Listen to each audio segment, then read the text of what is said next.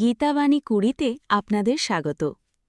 আজকের ভগবদ্গীতার শিক্ষা আমাদের জীবনের সবচেয়ে বড় সত্যের কথা মনে করিয়ে দেয়, জীবন ও মৃত্যু। আমাদের শেখায় মানুষ শুধু এই শরীর নয়, শরীর একদিন নষ্ট হয়ে যায়, কিন্তু আত্মা কখনো শেষ হয় না। যেমন মানুষ পুরনো বস্ত্র ত্যাগ করে নতুন বস্ত্র ধারণ করে, তেমনি আত্মাও এক শরীর ছেড়ে অন্য শরীরে প্রবেশ করে। তাই মৃত্যু ভয়ের বিষয় নয়, এটি শুধু এক নতুন যাত্রার শুরু। জীবনে আমরা অনেক দুঃখ, কষ্ট, হারানোর যন্ত্রণা অনুভব করি, কিন্তু গীতা বলে যে মানুষ ঈশ্বরের ওপর বিশ্বাস রাখে এবং নিজের কর্ম নিষ্ঠার সঙ্গে করে যায়, তার মন কখনো ভেঙে পড়ে না, কারণ সত্যিকারের শান্তি বাইরের জগতে নয়, নিজের অন্তরের মধ্যেই লুকিয়ে থাকে।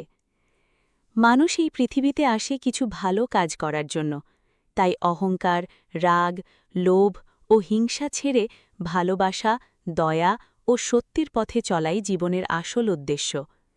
মৃত্যু একদিন সবার কাছেই আসবে, কিন্তু সৎকর্ম ও ভালো চরিত্র মানুষকে মানুষের হৃদয়ে চিরদিন বাঁচিয়ে রাখে। মনে রাখবেন, জীবন ক্ষণস্থায়ী হলেও আত্মা চিরন্তন, তাই প্রতিটি দিনকে মূল্য দিন, ভালো কাজ করুন এবং ঈশ্বরের নাম স্মরণ করুন।